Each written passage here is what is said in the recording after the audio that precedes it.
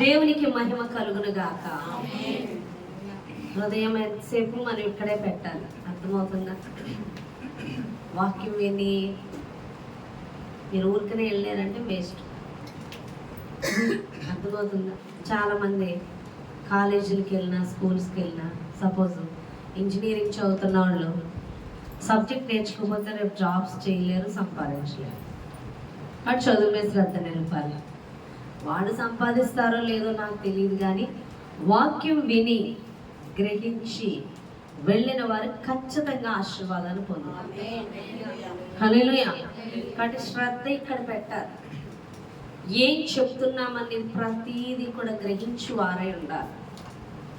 కాస్త మనస్సు ఇంటివైపు, మన వైపు, మన పర్సనల్స్ ఆలోచించేవారుగా మనం ఉండకూడదు అని దేవుడు మాట్లాడాడు. హల్లెలూయా. అర్థమవుతుందా? కాబట్టి నేను ఒక విషయం చెప్పాలి. ఏంటంటే ఇప్పుడు ఇంట్లో ఉన్న ప్రతి వస్తువు కూడా నాకు అవసరం లేనిది కాదు, నాకు అవసరమైందే ఉన్నది. నాకు ఉపయోగపడంది కాదు, నాకు ఉపయోగపడేదే ఉంచుకున్నా. నేను ఒక బండి కొనుక్కున్నాను అనుకోండి, అది నాకు ఉపయోగపడుతుంటే ఎప్పుడైనా రిపేర్ వచ్చినా నేను బాగు చేయించుకుంటాను, మళ్ళీ నాకు అది ఉపయోగపడేలా చేసుకుంటాను.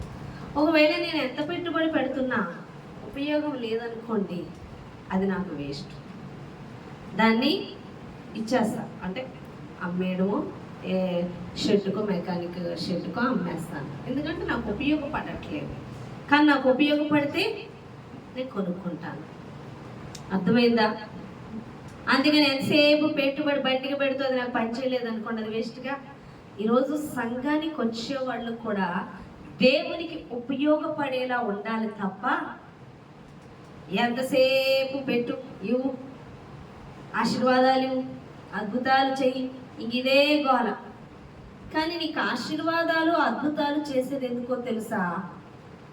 ఆయనకు ఉపయోగపడే ఒక పాత్ర కావాలని, ఒక గుంపు కావాలని దేవుడు ఎదురు చూస్తాడు. ఎందుకు ఈ గుంపు అంటే వీళ్ళు జయించువారుగా ఉండాలని దేవుడు కోరుకుంటున్నాడు.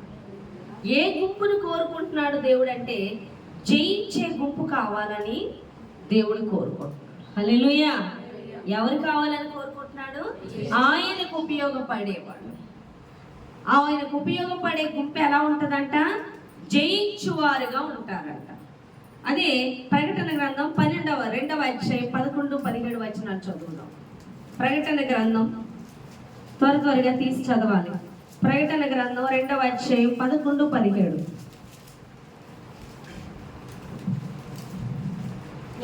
నేను నీకు జీవకిరీటం ఇచ్చేదను, సంగములతో ఆత్మ చెప్పుచున్న మాట చెవిగలవాడు వినును గాక. జయించిన వాడు రెండవ మరణము వలన ఏ హానియు చెందడు. పెర్గములో ఉన్న సంఘపు 17వ వచనం. సంగములతో ఆత్మ చెప్పుచున్న మాట చెవి గలవాడు వినును గాక. జయించే వారికి మరుగైన మన్నాను భుజింపవిత్తును. చాలమ్మ. 3వ అధ్యాయం 5వ వచనం, 21వ వచనం చదవండి. 5 నుంచి 21 కాదు, 5:21. జయించేవాడు అలాగా తెల్లని వస్త్రములు ధరించుకునుట, జీవ గ్రంథముల నుండి అతని పేరు మాత్రమును తుడుపు పెట్టక నా తండ్రి ఎదుటను ఆయన దూతల ఎదుటను అతని పేరు ఒప్పుకుందును. సంగముతో ఆత్మ చెప్పుచున్న మాట చెవిలు గలవాడు వినును గాక. 21. నేను జయించి నా తండ్రితో కూడా ఆయన సింహాసనం నందు కూర్చుండి ఉన్న ప్రకారము జయించు వారిని నాతో కూడా నా సింహాసనం నందు కూర్చుండి. హల్లెలూయా.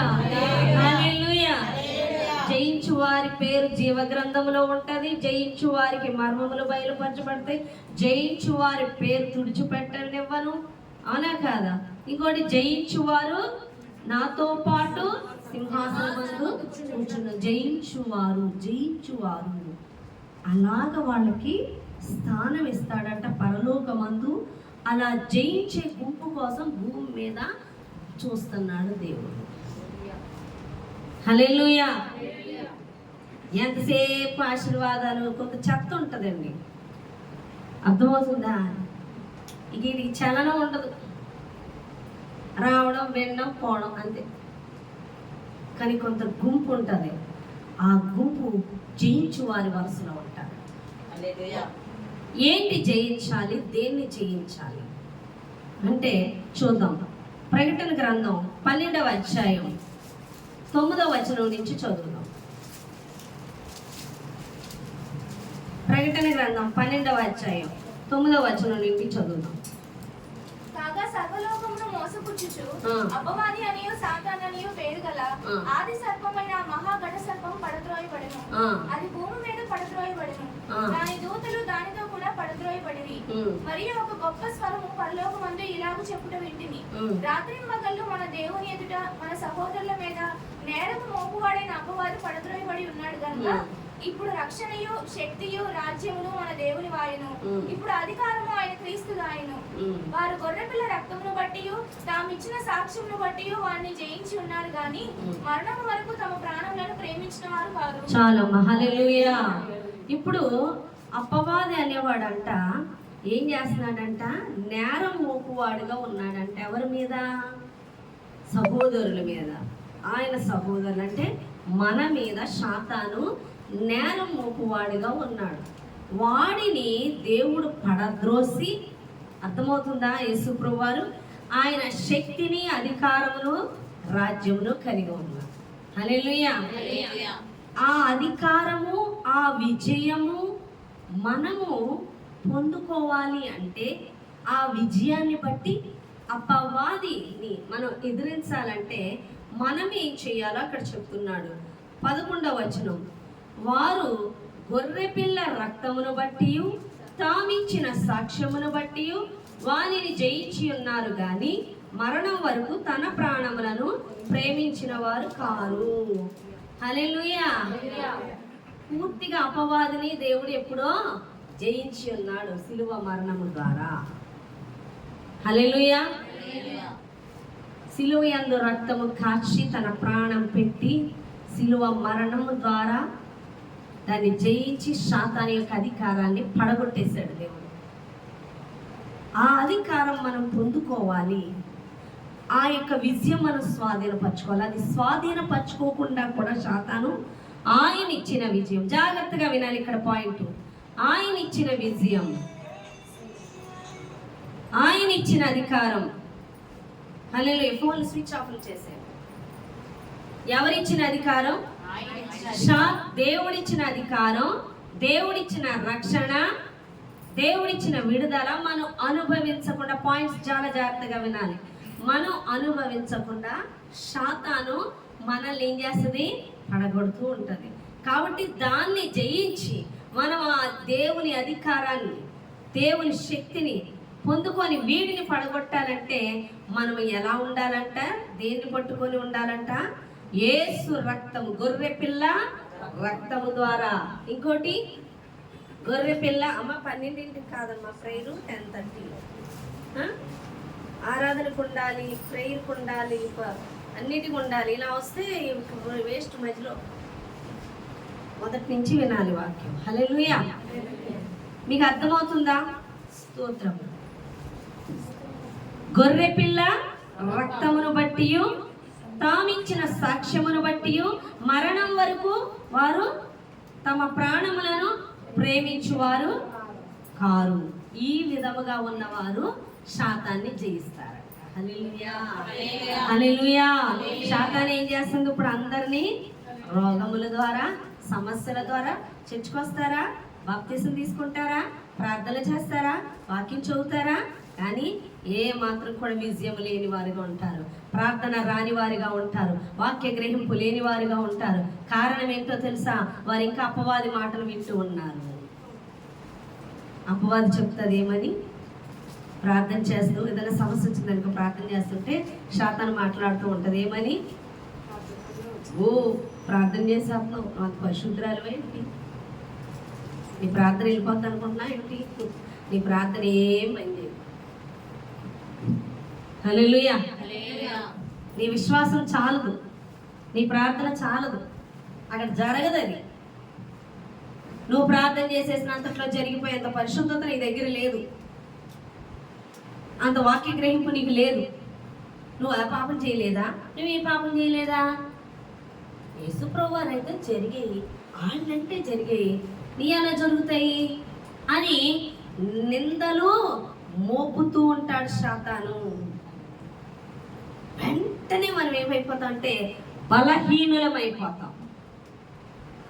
ఎవరైపోతారు? ఎవరు భయపడతారు అంటే యేసు రక్తం యొక్క శక్తి తెలియని వాళ్ళు భయపడతారు. యేసు రక్తం యొక్క గ్రహింపు, ఆ రక్తం యొక్క గ్రహింపు, ఆ శక్తి తెలియని వాళ్ళు భయపడతారు. హల్లెలూయా. అబ్బా, నువ్వు బంధించేస్తే బంధింపబడిపోతా శాతాను. నువ్వు ప్రార్థన చేసేస్తే రోగం తగ్గిపోద్దా? నువ్వు ప్రార్థన చేసేస్తే సమస్య తీరిపోద్దా? దానికి ఎంత పరిశుద్ధత కావాలి. నువ్వు కానీ విశ్వాసంతో మాట్లాడావు కానీ నువ్వు మాట్లాడడానికి తగవు. నువ్వు చేసే పనులు చూసుకో. నువ్వు చేసే పనులు బాగోవు, నువ్వు మాట్లాడే మాటలు బాగోవు కానీ అని శాతాన్ని ఏం చేస్తుంది? కృంగదేస్తుంది. హల్లెలూయా. అనమాట, అవును నేను పాపిని, అవును నేను పరిశుద్ధురాలిని కాదు, అవును నేను పాపం చేశాను అనే కదా. ఒక ఆవిడ బల్ల తీసుకోమంటే అమ్మో నేను పాపం చేశాను, బాగా పరిశుద్ధం అయిపోయాక అప్పుడు నేను తీసుకుంటాను. ఎలా పరిశుద్ధం అవుతుంది? నేను బాగా పరిశుద్ధురాలిని అయిపోయి తీసుకుంటాను, అంతవరకు నేను రాను చర్చికి. హల్లెలూయా. వాక్య గ్రహింపు లేని వాళ్ళు చేసే పనులు, రక్తమును గూర్చి అవగాహన లేని వాళ్ళు చేసే పని. ఆయన రక్తము శాతాను మీద విజయమునిస్తుంది. ఎందుకో తెలుసా? ఆయన రక్తములో ప్రతి పాపము కడిగి వేయబడి ఉన్నది. శాతాను మీకు అర్థమయ్యేలా చెప్తాను. సెయింట్ అగస్టిన్ అని ఒక ఆయన ఉన్నాడు. ఆయన దేవుడు తనతో మాట్లాడుతున్న విషయాలు ఒక పుస్తకం రూపంలో పొందుపరుస్తున్నాడు, రాస్తున్నాడు. ఈలోపు అపవాది చెప్తుందంట, అబ్బా నేను వాక్యం రాసేస్తున్నావా, నేను పుస్తకం రాసేస్తున్నావా, నేను వ్యభిచారం చేసావు, లేకపోతే ఏంటి బెట్టింగ్స్ కాసావు, అవునా కదా, బాగా తాగేవు, బాగా డ్రగ్స్ తీసుకున్నావు, బాగా అబద్ధాలు ఆడావు, ఇక అన్ని పాపాలు చిట్టా చెప్తూ ఆ పాపాలు రాసిన ఇటుకల మీద ఇటుకల కింద పేరుస్తూ ఉందంట గోడ, పాపం గోడ. ఇక నువ్వు ఈ పాపం చేసా, ఆ పాపం చేశాను. ఆ సిరాతో ముంచి రాసేవాడు అవన్నీ చూస్తున్నాడు శాత్ అని చెప్పి అవును నేను నిజంగా పాపినే, నిజమే అని చెప్పి వెంటనే అది ఇలాగంటే రాసేదాన్ని ఆ సిరాన్ని ఇలా కొట్టేశాడు. కొట్టగానే ఆ సిరా ఆ ఇంకు వెళ్ళి ఆ గోడ మీద, అది రాసిన గోడ మీద పడి అది రాసిన రాతలన్నీ చెరిగిపోయాడు. ఆడు పరిశుద్ధాత్ముడు మాట్లాడుతున్నాడంటే ఏమని చూడు, ఏదైనా కనబడుతుందా రాసింది? ఏది కనిపించట్లేదు. ఎందువల్ల? ఈ సిరా మొత్తం దాన్ని కప్పేసింది. నా రక్తము కూడా నీ పాపాలన్నింటినీ కడిగేసింది.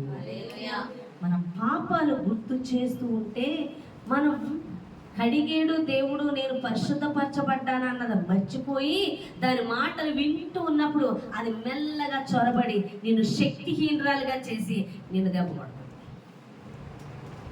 హల్లెలూయా. నీతో అదే మాట్లాడుతుంది. నువ్వు చెప్పాలి అప్పుడేమని, నేను యేసు రక్తంలో కడగబడ్డాను, నా ప్రతి పాపము మచ్చ డాగు కళంకము లేకుండా నన్ను దేవుడు శుద్ధీకరించాడు, నువ్వు నన్నేమి చేయలే పశ్చాత్తాన అని మనం గద్దించగలం. యేసు రక్తము చేతబూని మనము దేవుని సన్నిధిలోకి వెళ్తున్నాం. ఎందుకంటే యేసు రక్తం మన ప్రతి పాపాన్ని కడిగి వేస్తుంది. సపోజ్ నువ్వు అబద్ధమే ఆడావు, నువ్వు పాపము చేసేలా ప్రేరేపించబడ్డావు, నువ్వు దేవుడి చిత్తము చేయకుండా ప్రేరేపించబడ్డావు, చేసావు, శాతాన్ని నువ్వు చేసేవు అంటే ఏడవడానికి భయపడడానికి లేవు. యేసు రక్తం ఉంది. నువ్వు ప్రార్థన చెయ్యాలి, ప్రభువా నేను చేసింది తప్పు, నేను తప్పు చేశాను, నేను తప్పు చేయడానికి ప్రేరేపించబడ్డాను, నేను తప్పు మాట్లాడడానికి ప్రేరేపించబడ్డాను, నన్ను క్షమించు, నీ రక్తంలో నా పాపములన్నీ మీరు నన్ను క్షమించి కడిగి వేయండి, మీరు కడిగారని నేను నమ్ముతున్నాను అని విజయ గర్వంతో లేవచ్చు. ఎందుకంటే ఆయన క్షమించలేని పాపము, ఆయన కడుగలేనటువంటి, ఆయన రక్తం కడుగలేనటువంటి పాపం ఏదీ లేదు. ప్రతి పాపాన్ని కడిగి వేయటకు ఆయన రక్తం సరి అయినదే ఉన్నది. హల్లెలూయా. నువ్వు పశ్చాత్తాపడి ఆ పాపాన్ని ఒప్పుకొని క్షమించమని, ఆయన రక్త ప్రోక్షణలో నువ్వు అభిషేకించమని, ఆయన రక్తంలో నీ పాపాలు కడుక్కున్న మరుక్షణం ఇక ఆ పాపం ఎన్నటికైనా జ్ఞాపకం చేసుకోండి. కానీ శాతాన్ని జ్ఞాపకం చేసుకుంటూ ఉంటుంది. అబ్బో నువ్వు అంత పరిశుద్ధుడువా, నువ్వు అంత పరిశుద్ధురాలువా, నువ్వు పనికిరానివి. అందుకే చాలా మంది ప్రార్థన చేస్తున్నాడు, నేను పురుగుని, నేను ధూళిని, నేను పనికి మాలిన దాన్ని, నేను వేస్ట్ దాన్ని, నేను వృధా, నేను గడ్డిని, ఎన్నో మాట్లాడతారు. నువ్వు గడ్డివి, నువ్వు పనికి మాలిన దానివి అయితే ఎందుకు నిన్ను కొడుకొని నిన్ను రమ్మని ఆయన పని అప్పగిస్తాడు? అది ఎవరికి వినిపిస్తుంటారు? ఎన్నవాళ్ళకి వినిపిస్తారు. అబ్బాయి అంత తగ్గింపు, ఎంత తగ్గించుకొని ప్రార్థన చేస్తుందో అని అనుకోవాలని. హల్లెలూయా. ప్రార్థన అయిపోయిన అంత తగ్గింపు ఉన్నవాళ్ళు తగ్గింపు కింద ప్రవర్తిస్తారా? మనుషుల మధ్య ప్రవర్తించరు. కానీ ప్రార్థనలో చెప్తారు, నేను పురుగుని, నేను కుక్కని, నేను పందిని, నన్ను క్షమించండి. హల్లెలూయా. ఇంకోటి ప్రార్థనలో తప్పులుంటే క్షమించి. హల్లెలూయా. ప్రార్థన నేర్పించేది, ప్రార్థన చేయించేదే పరిశుద్ధాత్మ దేవుడు. ఆయన ఎప్పుడు తప్పు చేయడు. హల్లెలూయా. నా ప్రార్థనలో తప్పులుంటే క్షమించు. ఎక్కడైనా చెప్పాడు ఆ ప్రార్థన దేవుడు? యేసుప్రభువు వారు కూడా ఎక్కడైనా అలాంటి ప్రార్థనలు చేశారా? అవన్నీ వాక్యము గ్రహింపు లేని ప్రార్థనలవి. గ్రహింపు కలిగిన ప్రార్థనలు, రక్తము చేత భూని నువ్వు ఆయన యొక్క సన్నిధిలోకి వెళ్ళాలి. రక్తము ద్వారానే ఇజ్రాయేల్ ప్రజలు తమ పాపములు చేసినప్పుడు ఆ గొర్రెనో దేన్నో తీసుకొచ్చినప్పుడు అది బలి అర్పించి బలిపీఠం మీద ఆ రక్తముతో వెళ్ళేవాడు ఎవరో యాజకుడు. బలిపీఠం ఎక్కడికి? మందసం దగ్గరికి. కరుణాపీఠం మీద ఆ రక్తమును చల్లేవాడు. అంటే వారి పాపాలని క్షమించబడుతూ వెళ్ళాలి. అలాగే మనం రక్తముతో వెళ్ళాలి ఆయన సన్నిధిలోకి. ఆయన రక్తములో మన ప్రతి పాపము ప్రతి దినము ఒప్పుకోవలసిందే. అప్పటి వరకు చేసిన పాపాలు కడిగబడ్డాయి. కానీ ఇంకను నువ్వు శరీరంలో ఉన్నంతసేపు నీ శరీరాన్ని బట్టి సాతాను మాట్లాడుతూ ఉంటుంది. సాతాను ఎంతసేపు శరీర ప్రేరేపణలే కలుగు చేస్తూ ఉంటుంది. శరీరముల గురించే మాట్లాడుతూ ఉంటుంది. ఎంతసేపు అదే మాట్లాడుతుంది. కాబట్టి ఆ మాటలు విని మనం బలహీనపడిపోతూ ఉంటాం, శక్తిహీనులం అయిపోతూ ఉంటాం. హల్లెలూయా.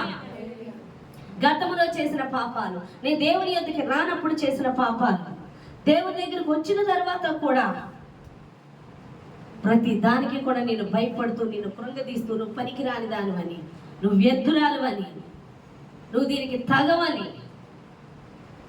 ఏదైనా దేవుడు పని చెప్పినా సరే నువ్వు తగవని చెప్తుంది. నేను ఆ పని చేయడానికి అర్హురాలిని కాదు. ప్రార్థన చేయంటే నేను ప్రార్థన చేయడానికి అర్హురాలిని కాదు. వాక్యం నేను అర్హురాలి కాదు. ఎవరు చెప్పాడు నీకు? దేవుడి సన్నిధికి వచ్చి బాప్తిసం తీసుకొని ఏదైనా చెప్పంటే నేను అర్హురాలిని కాదు. శాతాలు మాట్లాడదు. అర్హురాలు కాదా? ఆయన రక్తంలో కడిగేక అర్హత లేదనడానికి ఎవ్వడికి అధికారం లేదు. అది నువ్వు నమ్మితే. హల్లెలూయా. నమ్మని వారి వల్ల ఏది జరగదు. ఒక్కొక్కరు చర్చికి వస్తారు, బైబిల్ పట్టుకొని వెళ్ళిపోతారు. వాళ్ళకి అధికారం ఏంటో తెలీదు, యేసు రక్తంలో పాపాలు కడుక్కోవడం అంటే ఏంటో తెలీదు, పాపమును ఒప్పుకున్న తర్వాత దేవుడిచ్చే విజయం ఏంటో తెలీదు, శాతాన్ని ఎదిరించడం అంటే ఏంటో తెలీదు, అసలు శాతాన్ అనేదే తెలీదు. వస్తున్నాము, వెళ్తున్నాము. ఈ ఎన్ని ఆత్మలు చచ్చిన స్థితిలో ఉన్నాయి.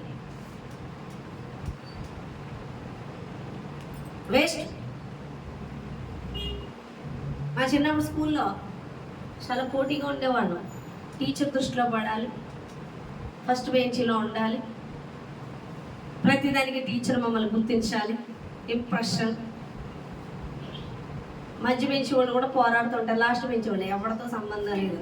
వస్తాడు, కూర్చుంటాడు, అది కాలుతో పడుకుంటాడు ఎవరో చూడకపోతే, లేకపోతే 4 డైలాగ్స్ వేస్తాడు. వాళ్ళు పిచ్చోళ్ళు అలాగే కష్టపడతారు. నింజుడు అనుకుంటాడు, ఆడు వస్తాడు వెళ్తాడు, వస్తాడు వెళ్తాడు. రేపు పొద్దున్న ఏం చేస్తాడంటే ఏ మెకానిక్ షెట్లోనే బైకులు దొరుకుతూ ఉంటాడు. అంతేగా. ఆడు ఎంత వేస్ట్గా ఉన్నాడో, అది వేస్ట్ అనుకున్నాడో సబ్జెక్టు, ఆడు వేస్ట్గానే ఉంటాడు. అలాగే మందిరానికి వచ్చి ఈ బైబిల్లో శక్తి లేదు, ఈ మాటల్లో శక్తి లేదని దీన్ని తక్కువ అంచనా చేస్తాడు చూడు, ఆడు అలాగే ఉంటాడు. వాళ్ళు ఎందుకు పనికిరాని వారిగానే ఉంటారు. కానీ దీన్ని గ్రహించిన వాళ్ళు రక్తము చేత భూని అపవాదిని ఎదిరించి వారుగా ఉంటారు. ఈ రోజు నువ్వు శాతాన్ని జయించే వ్యక్తివి ఎప్పుడవుతావు తెలుసా? ఆయన రక్తమును, ఆయన విజయమును నువ్వు స్వీకరించాలి. అపవాది నీతో మాట్లాడుతున్నప్పుడు, నేను యేసు రక్తములో కడగబడ్డాను చెప్పేవులే నువ్వు మాటలు. నువ్వు అప్పుడు ఇలా చేయలేదా, ఇలా మాట్లాడా? నేను యేసు రక్తములో కడగబడ్డాను, నేను శుద్ధీకరించబడ్డాను. శాతాన్ ఎప్పుడు కూడా ఎత్తి పొడుపులు పొడుస్తూ ఉంటుంది, నువ్వు అది చేయలేదా, నువ్వు ఇది చేయలేదా అని. దేవుడు అంటాడు, అయ్యన్నీ నీకు ఎందుకు, నీ కొడుకు నేను వాడుకుంటున్నాను వాళ్ళ మాటలు. మనకేంటి వాళ్ళ మాటలే కావాలి, దానికోసమే ఏడుతూ ఉంటాం. ఒకసారి టీచర్స్ గారు ఏడుస్తూ ఉన్నారని, ఎవరేదో అన్నారని వాళ్ళకి వ్యతిరేకంగా గాసిప్స్ అంటే చెడ్డ మాటలు చెప్పి అప్పుడు అన్నారంట దేవుడు, దినకరా నిన్ను ప్రేమించే వాళ్ళని చూడ ఒకసారి అన్నట్టు. లక్షల్లో ఉన్నారంట, నువ్వు ప్రేమించే వాళ్ళని చూడక వీళ్ళని ఎందుకు చూస్తున్నావు? నువ్వు నన్ను చూడు, నిన్ను ప్రేమించే జనాంగాన్ని చూడు. నేను వ్యతిరేకించే వాళ్ళని, నేను దూషించే వాళ్ళని, నేను అవమానించే వాళ్ళని కాదు నువ్వు చూడవలసింది. హల్లెలూయా. అర్థమవుతుందా మీకు? కాబట్టి అపవాది మాటలు కాదు, దేవుడు నిన్ను ఇక్కడ నిలబెట్టాడు, నిన్ను కడుక్కున్నాడు, నిన్ను శుద్ధీకరించుకున్నాడు. ఆయన పని అప్పగించుటకు కలిగిన సమర్థత కలిగిన వ్యక్తిగా తన రక్తము చేత శుద్ధీకరించుకున్నాడు. మరి ఎందుకు భయపడుతున్నావు? వాడు చెప్పిన మాటలు ఎందుకు నమ్ముతున్నావు? నువ్వు పనికిరాని వ్యక్తివని ఎందుకు నమ్ముతున్నావు? వాడు నువ్వు ఇది అది అంటే అవును నేను అదే అని ఎందుకు నమ్ముతున్నావు? నమ్ముతున్నావు కాబట్టి వెనకబడుతున్నావు. నమ్ముతున్నావు కాబట్టి ప్రార్థించలేకపోతున్నావు, వాక్యం చదవలేకపోతున్నావు, దేవుడి సన్నిధిలో ఉండలేకపోతున్నావు, దేవుని పరిచర్య చేయలేకపోతున్నావు, శాతాన్ని ఎదిరించలేకపోతున్నావు, నీ జీవితంలో ఆర్థిక సమస్యలు ఎదిరించలేకపోతున్నావు, అనారోగ్య సమస్యల నుంచి విడుదల పొందుకోలేకపోతున్నావు, దేవుని పరిచర్యలో వాడబడలేకపోతున్నావు, దేవుని రాజ్యము కొరకు ప్రయాసపడలేకపోతున్నావు. భయము, దేనికి నీ భయము? మొన్న ఒక కుమార్తె చెప్పింది, ఆ అమ్మాయి ఏదో సాక్ష్యం చెప్పింది. ఆ సాక్ష్యం చెప్పినాడు పరిశుద్ధాత్ముడు నాతో మాట్లాడాడు. భయం అనే స్పిరిట్ చేత బంధించబడి ఉందని. నువ్వు భయం అనే స్పిరిట్ చేత ఎక్కువ బంధింపబడుతున్నావు. నువ్వు భయం అనే స్పిరిట్ చేత బంధింపబడితే దేవుని శక్తి ఎన్నటికీ చూడలేవు. దేవుని శక్తి చూడాలంటే భయం అనే స్పిరిట్ విడిచిపెట్టాలి. నువ్వు భయం ఎందుకు పడుతున్నావు? దేవుని మీద నమ్మకం లేదా అని చెప్పినప్పుడు ఉంది అంటది కానీ భయపడుతుంది. ఆ అమ్మాయిని చూసినప్పుడు కొంతమందికి, ఇంకా చాలా మందికి చెప్పాను, వాళ్ళు అనుకొని ఉండొచ్చు, భయం అంటారేంటి భయము అని మమ్మల్ని అంటున్నారేంటి. నేను అన్నాను, పరిశుద్ధాత్ముడు నాతో చెప్తున్నాడు, అదే మాట చెప్తున్నాను. అయితే అన్నాడు, అమ్మాయికి బర్త్డే అయితే ప్రేయర్ చేయించుకోవడానికి ఫోన్ చేసి ప్రేయర్ చేస్తూ నేను వాగ్దానం కార్డులు ఉంటే ఒకటి తీద్దామని చెప్పి ఆ వాగ్దానం కార్డు ఇలా తిరిగిపోతికి ఏ కార్డు వచ్చిందంటే, మీ బలహీనతను విడిచిపెట్టి మీరు ధైర్యము వహించండి. హల్లెలూయా. మీరు బలహీనులు కాక మీరు ధైర్యము వహించుడి అని దేవుడు మాట్లాడాడు. అంటే ఏంటి? తనకి ముందుగానే దేవుడు చెప్పాడు. హల్లెలూయా. భయము అనేది దేవుని పని మాత్రం కూడా జరగనివ్వదు. శాతాను ప్రతి దినం నేను భయపెట్టడానికి, కృంగదీయడానికి, నీ పాపాల్ని, నీ తప్పుల్ని ఎత్తి చూపడం చూస్తే అవును నేను అదే అని కృంగిపోతూ ఏడుస్తూ ఉన్నావంటే నువ్వు దేవుని శక్తిని, దేవుని రక్తముని గురించి ఎక్కువ ఆలోచించు. ఎక్కువ నువ్వు ఆలోచించే దేనికోసం ఆలోచిస్తున్నావు అంటే నీ గురించి ఆలోచించుకుంటున్నావు.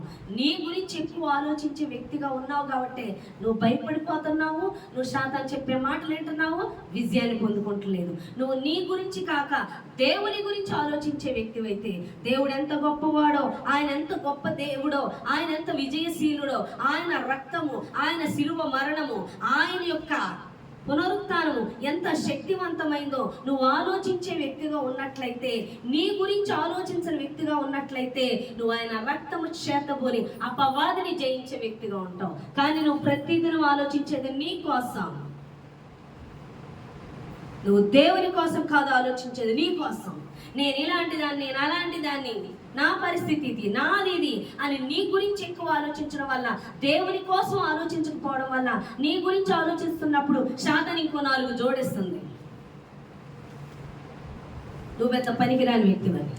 కానీ నువ్వు ఆలోచించవలసింది నువ్వు కాదు, నిన్ను కాదు, నిన్ను విడిపించిన దేవుని కోసం ఆలోచించాలి, నిన్ను రక్షించిన దేవుని కోసం ఆలోచించాలి. విజయం సాధించిన దేవుని కోసం ఆలోచించాలి. ఆ విజయము నీదని, అది రక్తము ద్వారా నువ్వు పొందుకుంటున్నావు నువ్వు గ్రహించినప్పుడు శాతాన్ని జయిస్తావు. నీ అనారోగ్యమే కాదు, నీ ఆర్థిక ఇబ్బందే కాదు, నీ ఇంటిలో ఉన్న నీ సమస్య కాదు, నీ అపజయమే కాదు, ఏదైనా సరే నీ యొద్ద నుంచి పోవాలంటే అపవాదిని ఎదిరించే వ్యక్తి ఉండాలి. అపవాదిని ఎదిరించాలంటే అది చెప్తుంది ఈ పరిస్థితి నువ్వు జయించలేవు, ఈ పరిస్థితి నీ ప్రార్థన వల్ల కాదు, నీ పరిశుద్ధత వల్ల కాదు, నీ వాక్య జ్ఞానం వల్ల కాదు, నీకేదీ లేదు, అందుకే నువ్వు జయించలేకపోతావని శాతాను మాట్లాడుతున్నప్పుడు చెప్పాలి, రక్తము చేత పోని ప్రతి అపరాధం నుండి నువ్వు కడిగి వేయబడ్డావని. నిన్ను బట్టి కాదు గాని విజయము దేవుడు నీకు ఎప్పుడో ఇచ్చి ఉన్నాడని, అది నీదని నువ్వు నమ్మినప్పుడు శాతాను ఆ ప్రాంతం నుంచే పారిపోతుంది. హల్లెలూయా. శాతాను ఎప్పుడు నీ శరీరమును గురించి మాట్లాడుతుంటది. నువ్వు ఎంతసేపు దేవుని కోసం మాట్లాడాలి, నేను విడిపించిన దేవుని కోసం మాట్లాడాలి. హల్లెలూయా. ఎంతమందికి అర్థమైంది? దేవునికి స్తోత్రం. హల్లెలూయా. ఇంకోటి, దేవుడు చూడండి, మీరు సపోజ్ ఈ అమ్మాయి ఒక తప్పు చేసింది, ఈ అమ్మాయి ఇంకో అమ్మాయి మీద తప్పుగా కేసు పెట్టింది అనుకోండి. ఆ అమ్మాయి ఆ తప్పు చేయలేదు, ఒకవేళ చిన్న మిస్టేక్ చేసిన దాన్ని తెలివిగా దాని నుంచి తప్పించగలిగిన ఒక లాయర్ పెట్టుకోండి. అప్పుడు ఆ లాయరు ఈ అమ్మాయి అనుకోండి తన పక్షాన్ని వాదిస్తున్నాడు. అలా వాదిస్తున్నప్పుడు ఈ కేసు పెట్టిన వ్యక్తి అయినా తన మీద నేరం మోపుతూ ఉన్నాడు. అప్పుడు ఏం చేయాలి? లాయర్ వైపు, లాయర్ నా పక్షాన్ని ఉన్నాడు, లాయర్ నాకు విజయం ఇస్తాడని నమ్మాలా? తను నీ మీద తప్పు మోపుతున్నప్పుడు అవును నేను తప్పు చేశాను అని ఒప్పుకుంటారా? అలా ఒప్పుకున్న మరుక్షణం నీ పక్షాన్ని లాయర్ వాదించడం వేస్ట్. అర్థమవుతుందా? నీ పక్షాన్ని లాయర్ అవును తను చెప్పేయన్నీ కరెక్టే అని నువ్వు ఎంతసేపు నీకు మీద అబద్ధాలు మోపుతున్న వాడి మీదే మనసు పెట్టి, నువ్వు దాని మీదే నమ్మకం పెట్టి దానికోసమే కృంగిపోతే నీ పక్షాన్ని లాయర్ని వాదించడం దేనికి? ఆ లాయర్ నేను విడిపిస్తానన్నా నువ్వు నమ్మనట్టే. అలాగే యేసు ప్రభువారు నీ మీద నేరం మోపుతున్న శాతాన్ని దేవుడు అంటున్నాడు, నువ్వు నన్ను నమ్ము, నా రక్తంలో నువ్వు కడిగి వేయబడ్డావు, ఏది నీకు ఎంత మాత్రమో హాని చేయదు, నా రక్తము నీ మీద ఏమాత్రం అపవాది దాడి చేయలేనంతగా, నీ మీద నేరం మోపలేనంతగా నా రక్తము నిన్ను కడిగి వేసింది అని చెప్తే మనం నమ్మాలి. నమ్మడం అనేసి మనం ఎవరి మాటలు నమ్ముతున్నాం?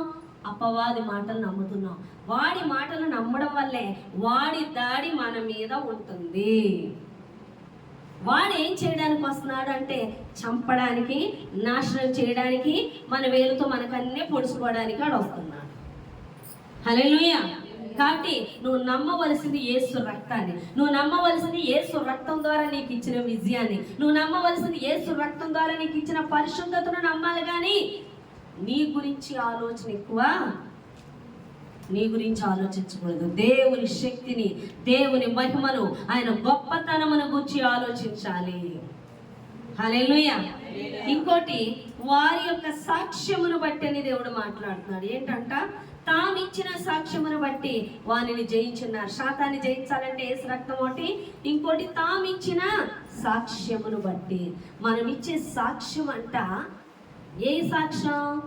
దేవుడు మన ఎడల చేసినటువంటి, దేవుడు ఏమై ఉన్నాడో అది మనం ఎరిగిన దాన్ని బట్టి ఇచ్చే సాక్ష్యము శాతాన్ని ఓడించేస్తున్నాడు. హల్లెలూయా. ఇప్పుడు నేనున్నాను, దేవుడు ఏమై ఉన్నాడని ప్రకటిస్తున్నాను. ఆయన మన పాపాలని కడిగి వేయడానికి ఆయన రక్తాన్ని చిందించాడని, సిలువలో మరణము ద్వారా శాతాను అధికారాన్ని తీసివేసి ఉన్నాడని, ఆయన మరణించి తిరిగి లేచి ఉన్నాడని ప్రకటన చేస్తున్నానా, చెప్తున్నానా? అపవాది పారిపోతాడు, ఉండలేడాడు. నాకు దేవుడు చేసిన మేలుని చెప్తున్నానా? భయపడిపోతాడు. అందుకే శాతాన్ని ఏం చేస్తాడో తెలుసా? నిన్ను నోరెప్పనివాడు, సాక్ష్యం చెప్పను. హల్లెలూయా. నా వైపు చూడండి, ఏం చేస్తాడు? సాక్ష్యము చెప్పనివ్వడు, వద్దు అంటాడు. వినేవాళ్ళు ఏమనుకుంటారో, ఇక్కడ చెప్పకూడదు, నువ్వు అలా చెప్పకూడదు అని నీ నోరు మూయించేస్తాడు. సాక్ష్యం చెప్పకుండా, దేవుని గురించి మాట్లాడకుండా నీ నోరు మూయించేస్తుంటాడు. నువ్వు ఎవరిలో అన్నా నలుగురిలో కూర్చున్నావు అనుకో, వాళ్ళ సమస్యల గురించి మాట్లాడతావు, లేదా లోక విషయాలు మాట్లాడతావు, రాజకీయాలు మాట్లాడతావు, అన్నీ మాట్లాడతావు తప్ప దేవుని గురించి మాట్లాడు. ఎందుకో తెలుసా? నువ్వు మాట్లాడిన మరుక్షణం సాతాను అక్కడ ఉండడానికి వీల్లేదు. అది భయపడిపోతుంది, అది ఓడిపోతుంది, అక్కడి నుంచి పారిపోతుంది. అర్థమైందా మీకు? అందుకే సాతాను నిన్ను నోరిప్పనివ్వదు, సాక్ష్యము చెప్పనివ్వదు, మాట్లాడనివ్వదు, దేవుని గురించి చెప్పనివ్వదు. దేవుని గురించి నువ్వు ఎంత ప్రకటిస్తుంటే, దేవుని సాక్ష్యము, దేవుని గొప్పతనము, దేవుడు చేసినది నీ కొరకు, దేవుడు శాతాన్ని చిన్నదొక్కింది, దేవుని యొక్క గొప్పతనమును, దేవుని ప్రేమను నువ్వు ఎంత ప్రకటిస్తుంటే అంత శాతాన్ని అక్కడ ఓడిపోతావు. అది చేయరు. ఇద్దరు ముగ్గురు కూర్చున్నారనుకో చాలు, లోక విషయాలు, ఇంట్లో బాధల విషయాలు, ఇక శాతానికి బలమే బలం. శాతాన్ని ఓడిపోయి పారిపోవాలంటే ప్రకటన చేయాలి, ఆయన గురించి ప్రకటన చేయాలి. ఆయన నుంచి నువ్వేం పొందుకున్నావో, ఆయన నుంచి నువ్వేం గ్రహించేవో, ఆయన ఏమై ఉన్నాడో నీకు తెలిసింది ప్రకటన చేయాలి. నువ్వు ఎంత ప్రకటన చేస్తే అంత శాతాన్ని ఓడిపోద్దని దేవుడు మాట్లాడుతున్నాడు. అపవాది మాటలు మాట్లాడుకోకూడదు, అపవాదితో వాదించడాలు పెట్టుకోకూడదు. హల్లెలూయా. అర్థమవుతుందా? దేవుని గూర్చి చాలా మంది ప్రార్థన చేస్తారు. ఏమని ప్రార్థన చేస్తారు? ఏదైనా సమస్య వచ్చిందనుకో, సమస్య తీసే ప్రభువా, సమస్య తీసే ప్రభువా, సమస్య తీసే, సహాయం చేయి, అర్థిస్తున్నా, గోజాడుతున్నా, అడుక్కుంటున్నా, ప్రాధాయపడుతున్నా, కాళ్ళు అట్టుకుంటున్నా, ముక్కు అట్టుకుంటున్నా, చెవులు అట్టుకుంటున్నా అంటారు. హల్లెలూయా, హల్లెలూయా. అలాగనే చేస్తారు ప్రార్థనలు. కానీ దేవుడు ఏమంటున్నాడు? మాట్లాడు మాట్లాడు, మౌనముగా ఉండకు, మనసులో సందేహించక మాట్లాడు. మాట్లాడు మాట్లాడు, మౌనముగా ఉండకు, మనసులో సందేహించక మాట్లాడు. కొండలతో చెప్పు కదిలిపోవాలని, బండలతో మాట్లాడుము కరిగిపోవాలని. కొండలతో చెప్పుము కదిలిపోవాలని, బండలతో మాట్లాడుము కరిగిపోవాలని. బండ కరిగిపో ప్రాధాయపడుతుందని అడుగుదామా? మాట్లాడు. ఇదే కొండ బండ అంటారంటే సమస్యలు అవి. హల్లెలూయా. కొండ పో అనుకుంటే వెళ్ళొద్దు. హల్లెలూయా. దేన్ని? సమస్యలతో. సమస్య తీసే ప్రభు, తీసే ప్రభు, కాళ్ళట్టుకుంటాను ప్రభు కాదు, మాట్లాడు అంటున్నాడు దేవుడు. బంధించు అంటున్నాడు. సందేహించక. ఈ కొండ నీళ్ళు పడమంటే సముద్రంలో పడుతుంది. సమస్యతో మాట్లాడు. దేనితో మాట్లాడాలో, దేని కొరకు ప్రార్థించాలో, దేనికి ఆజ్ఞాపించాలో అది చెయ్యాలి. హల్లెలూయా. మాట్లాడమంటున్నాడు సమస్యతో దేవుడు. నువ్వు మౌనముగా ఉండకు. ఎప్పుడైతే సమస్యతో మాట్లాడతావో వాక్యం ఎత్తి శాతాలు ఓడిపోతావు. హల్లెలూయా. చూడండి, అపోస్తుల కార్యాలు 16వ అధ్యాయం 18వ వచనం ఒక మాట ఉంటుంది. అపోస్తుల కార్యాలు 16వ అధ్యాయం 18వ వచనం.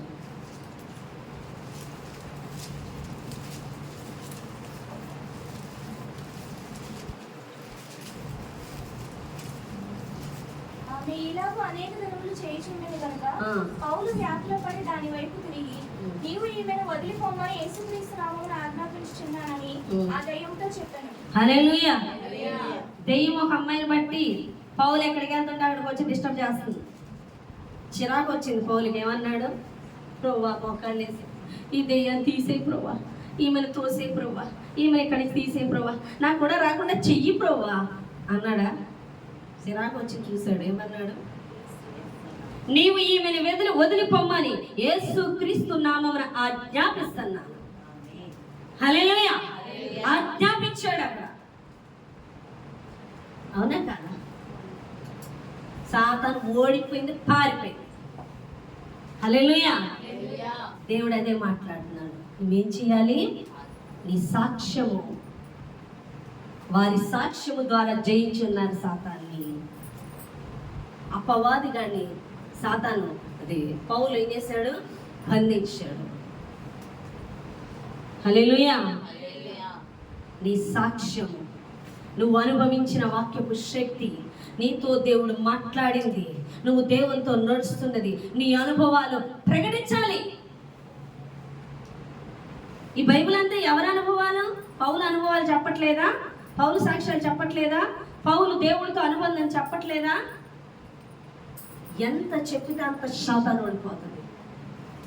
కూర్చొని లోక విషయాలు ఏదో పెద్ద లోకంలో నీకు అన్నీ తెలిసినట్టుగా మాట్లాడితే నిన్నే దెయ్యాలు పీకుదంటే.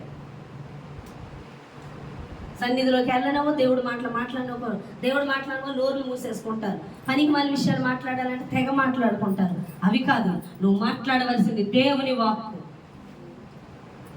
హల్లెలూయా. ప్రతిదీ నీది చెప్పాలి. నువ్వు ఎంత చెప్తుంటావో, మరలు ఎంత ప్రకటిస్తుంటావో అంత అపవాది ఓడిపోతుంది. ఈ రోజు అందరి నోర్లు మోస్తుంది. నువ్వు మాట్లాడొద్దు, నువ్వు చెప్పొద్దు. సాక్ష్యం చెప్పాలంటే భయం అంట, దేవుడు మాట్లాడింది చెప్పాలంటే భయం అంట. భయమా? అది ఎవరు ఆవరింప చేస్తున్నారు? నువ్వు మాట్లాడొద్దని నీ నోరు ఎవరు మూసేస్తున్నారంటే సాతాను. నీ నోరు నీ చేత్తోనే మూసి నీకు విజయం లేకుండా చేస్తుంది. సాతాను తమ వారి సాక్ష్యాన్ని బట్టి సాతాను ఓడిపోతుంది.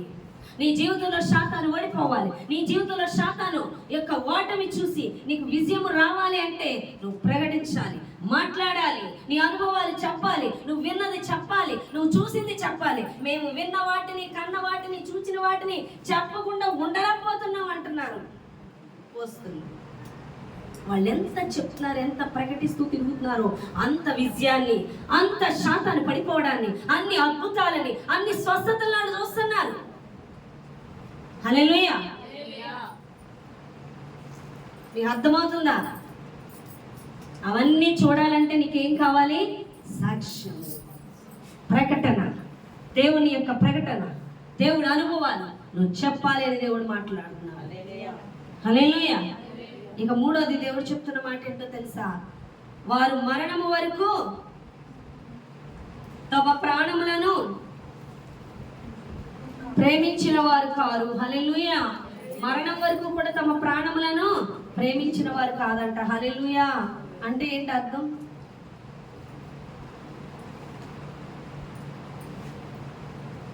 దేవునికి ఇస్తాం. తమ శరీరాలను, తమ స్వయాన్ని ప్రేమించేవారు కాదు అని అర్థం. ఎంతసేపు ఒక్కొక్కరు శరీరం గురించి ఆలోచిస్తూ ఉంటారు. హల్లెలూయా.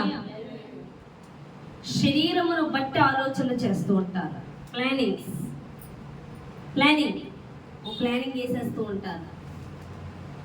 శరీరం బట్టి ఆలోచనలు చేస్తూ ఉంటారు. నువ్వు శరీరం బట్టి ప్లానింగ్స్, ఆలోచనలు చేసేవాళ్ళు ఎప్పటికీ విజయం పొందుకోలేరు. హల్లెలూయా. ఎందుకంటే తాము స్వయంగా చేసే ఆలోచనలు చేస్తూ వెళ్ళేవారు సిలువ మార్గంలో పడిపోతారు.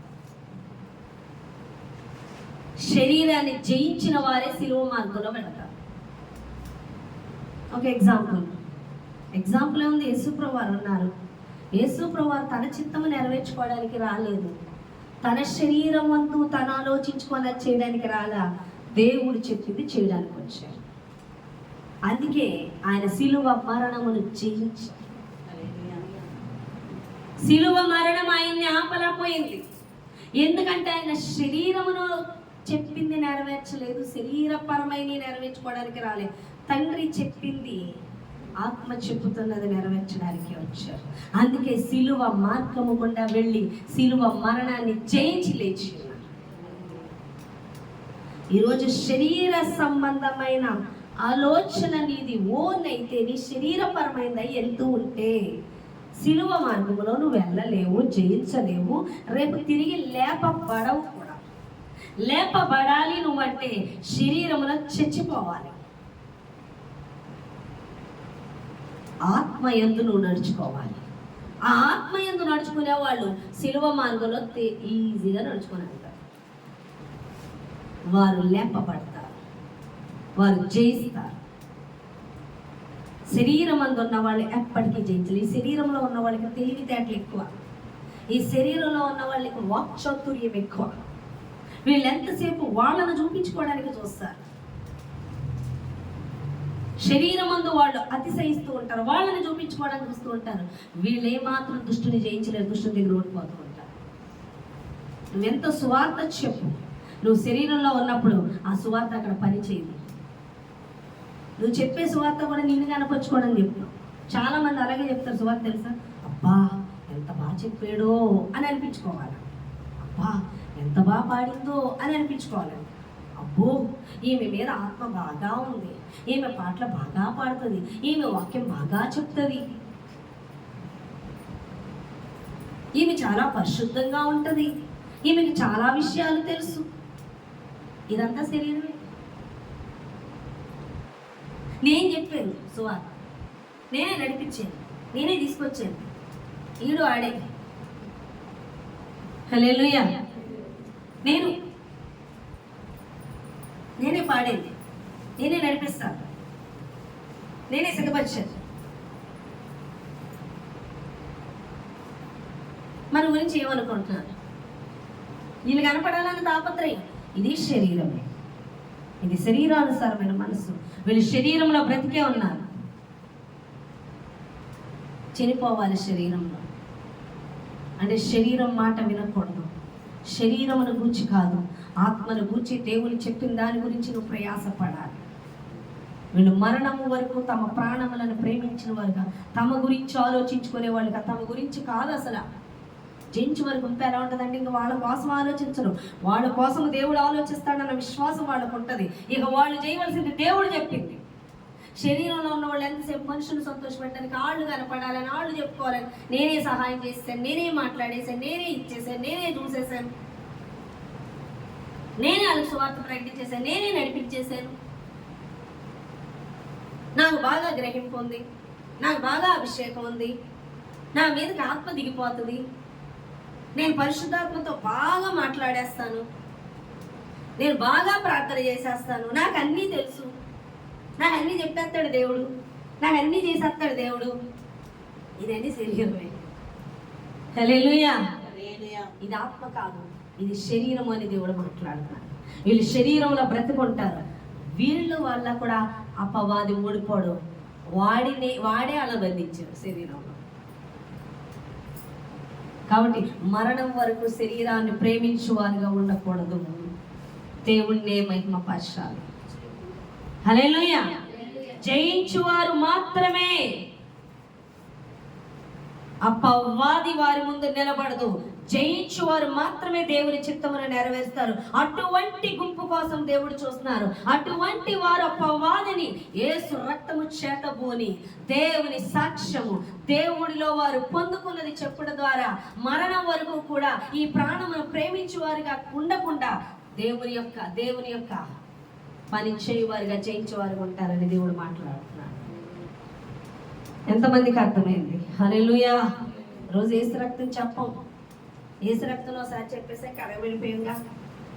ప్రతి దినం సాతాను నీ మీద నేరం మోపుతూ ఉంటాడు. ప్రతి క్షణం దేవుని ఎదుట మన యొక్క నేరం మోపుతూ ఉంటాడు.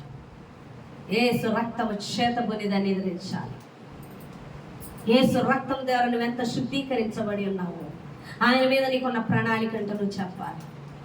ఒకసారి సమస్య వచ్చినప్పుడు నేను నలిగిపోతుంటే దేవుడు కళ్ళలో మాట్లాడాడు, దర్శనం కళ్ళలోని. ఎవరు నిందలు మోపుతున్నారని భయపడుతున్నాను? నీ మీద ఎవరైనా నిందలు మోపితే మోపడం కోసం నా దగ్గరికే రావాలి. నువ్వేంటో నాకు తెలుసు, నేనే అక్కడ ఉండేది, మీరే నా ప్రభువా, మీరే నా వ్యక్తి, తెలిసిన వ్యక్తి అంటే మీరేనా? నేనే. మీరైతే నాకు ధైర్యమే అంటున్నారు. నేను ఈజీగా ఆలోచించాను, ఎవరు ఆయన, ఎవరు ఆ సీట్లో అధికారం, ఆ సింహాసనంలో ఆ అధికారం కలిగిన వాడు ఎవరు? మన దేవుడు. ఆయన ఏంటో మన నేరాలు మోపితే ఆయన కుమారుని పంపి మన పాపాలన్నీ కడిగి వేశాడు ఆయన. హల్లెలూయా.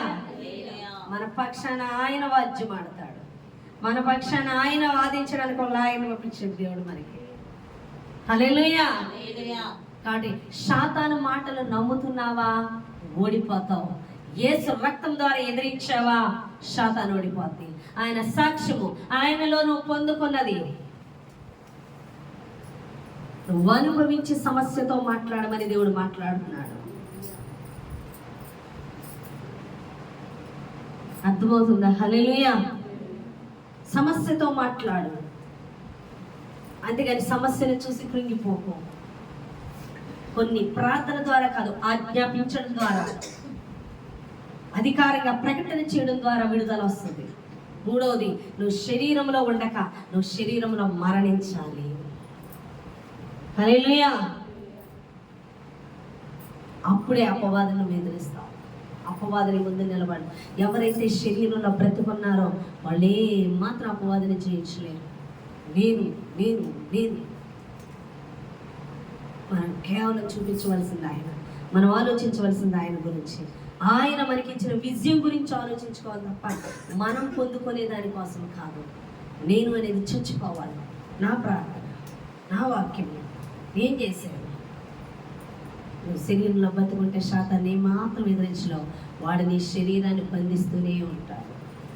అందుకే ఈరోజు శత్రువు ఎంతో ఓడిపోవడానికి కారణం, నువ్వు గెలవాలి అంటే యేసు రక్తము చేత పోనాలి. యేసు రక్తం యొక్క శక్తి నువ్వు ఎరగాలి. యేసు నామము, యేసు రక్తము ఎంతగా విడుదలిచ్చిందో, ఎంతగా నీ పాపములు కడిగి వేసి ఉన్నదో నువ్వు ఎరగాలి. అపవాది నిందలు మోపుతున్నప్పుడు విని లోబడితే శక్తిహీనురాలు అయిపోతావు సాతాను ఎదుట. దాన్ని ఎదిరించాలంటే యేసు రక్తంలో నీకు ఇచ్చిన విడుదల చెప్పగలగాలని దేవుడు మాట్లాడుతున్నాడు. హల్లెలూయా. ఆయన రక్తం యొక్క గొప్పదనాన్ని నువ్వు తెలుసుకోవాలి. ప్రతి ఘోర పాపమును కడుగును మన యేసయ్యా రక్తము. ప్రతి ఘోర పాపమును కడుగును మన యేసయ్యా రక్తము.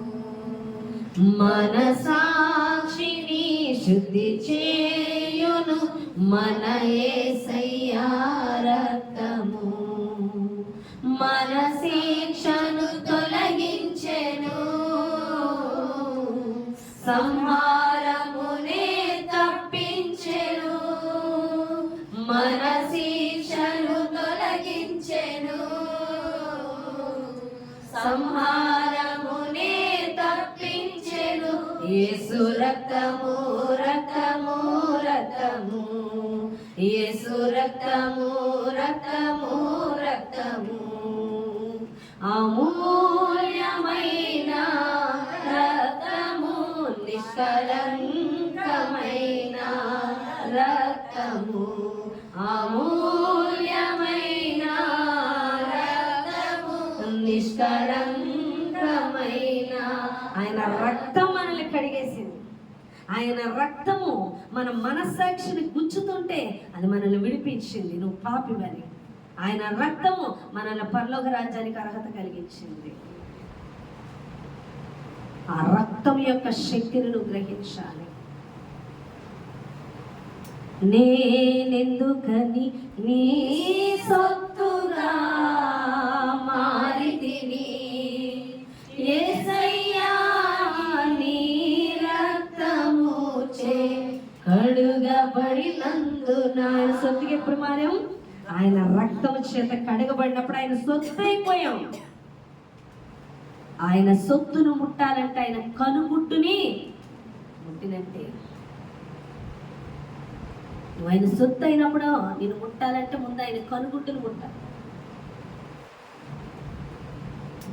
హల్లెలూయా. అంతగా నిన్ను రక్తంలో దాస్తే శాతాను నేను భయపడితే ఎందుకు భయపడుతున్నావు? ఎందుకు శరీరముల గురించి ఆలోచిస్తున్నావు? ఏమి తిందుమా, ఏమి త్రాగుదమా? శరీరంలో బంధింపబడి ఉంటే దాన్ని జయించలేవు. నువ్వు సాక్ష్యం చెప్పకుండా నీ పెదవులు మూసుకుంటే, నువ్వు కలిగి ఉన్నది ప్రకటించకుండా నువ్వు మూసుకుంటే అపవాదం నువ్వు జయించలేవని దేవుడు మాట్లాడుతున్నాడు. ఈ చిన్న మాటలు దేవుడు దీవించి ఆశీర్వదించును గాక. ఆమేన్. ప్రార్థన చేద్దామండి. వాక్యం ప్రార్థన సహోదరు